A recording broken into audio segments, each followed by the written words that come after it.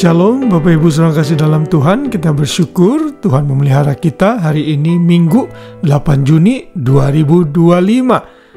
Sebelum saudara beristirahat, ada baiknya saudara dan kita semua sama-sama menyegarkan pikiran dan hati kita dengan firman Tuhan yang selalu meneguhkan hidup kita dan memberikan kita pelajaran serta kekuatan untuk menjadi pribadi yang lebih baik. Dan hari ini kita akan kembali belajar dari tokoh-tokoh Alkitab yang menjadi teladan iman kita. Kita belajar dari hidup Musa. Saya beri judul Musa, iman yang setia. Hal ini dicatat dalam Ibrani 11 ayat 23. Namun bukan hanya ayat 23, tetapi terus berlanjut sampai ayat yang ke-29. Di sana menjelaskan mengenai iman Musa yang setia kepada umat pilihan Tuhan dan setia kepada panggilannya. Ibrani 11 ayat 23 menyatakan karena iman maka Musa setelah ia lahir disembunyikan selama 3 bulan oleh orang tuanya karena mereka melihat bahwa anak itu elok rupanya dan mereka tidak takut akan perintah raja. Tentunya hal ini lebih menggambarkan iman orang tua Musa dalam ayat ini daripada Musa. Namun ini adalah awal bagaimana Musa dipilih oleh Tuhan. Dan hal ini kita bisa baca dalam Keluaran 1 ayat 22 sampai pasal 2 ayat 2. Orang tua Musa menyembunyikan Musa karena mau dibunuh. Anak-anak yang pria, laki-laki pada saat itu akan dibunuh oleh Firaun. Tetapi Musa disembunyikan lalu ditaruh di sebuah basket dan dibiarkan di sungai Nil. Lalu kemudian putri Firaun mengangkatnya. Karena itu ayat 24 menyatakan bahwa karena iman maka Musa setelah dewasa menolak disebut anak putri Firaun. Karena ia lebih suka menderita sengsara dengan umat Allah daripada untuk sementara menikmati kesenangan dari dosa. Akhirnya Musa dipelihara oleh putri Firaun, dia tumbuh menjadi dewasa.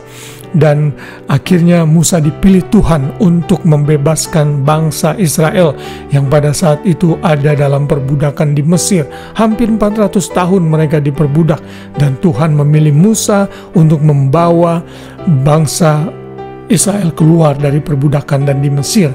Yang paling penting adalah ayat 26. Ia menganggap penghinaan karena Kristus sebagai kekayaan yang lebih besar daripada semua harta Mesir, sebab pandangannya ia arahkan kepada upah.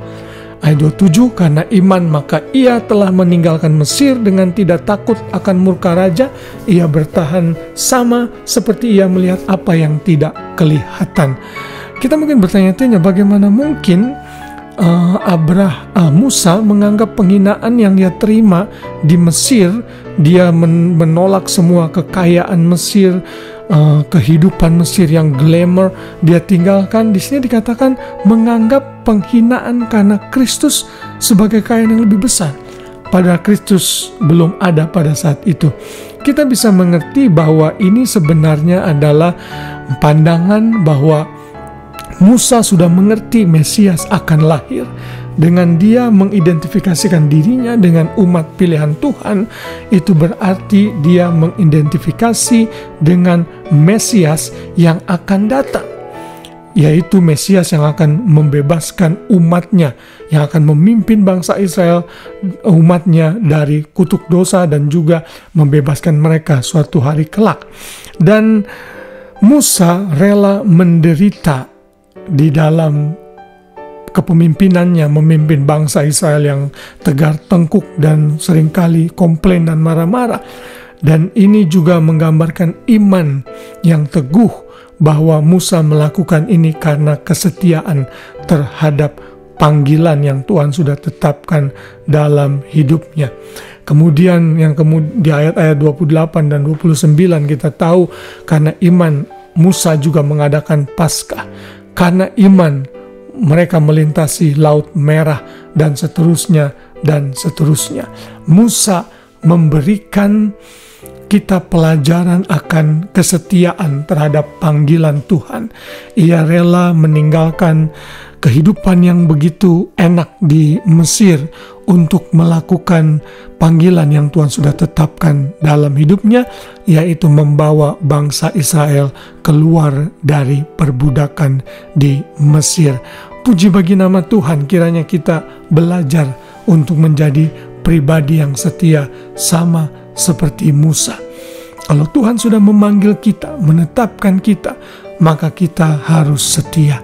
Mungkin ada banyak tantangan, rintangan yang harus kita hadapi di dalam kehidupan kita, namun biarlah kita setia, karena kita tahu setiap jerih lelah kita di dalam Tuhan tidak akan sia-sia. Karena itulah di dalam ayat 26 dikatakan, sebab Musa mengarahkan pandangannya kepada upah.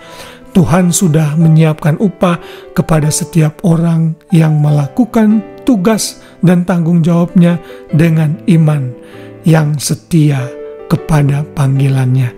Puji Tuhan, kiranya firman Tuhan ini menguatkan, meneguhkan, dan mengingatkan kita untuk menjadi pribadi yang lebih baik, mencontoh teladan hidup Musa hari ini, yaitu memiliki iman yang setia. Inilah yang Tuhan lihat dalam hidup kita. Selamat malam, selamat beristirahat. Kiranya damai sejahtera Kristus memerintah hati kita semua, sehingga kita bisa tidur dengan nyenyak, dan besok pagi kita bangun dengan rahmat Tuhan yang baru setiap pagi. Tuhan Yesus memberkati kita semua. Shalom.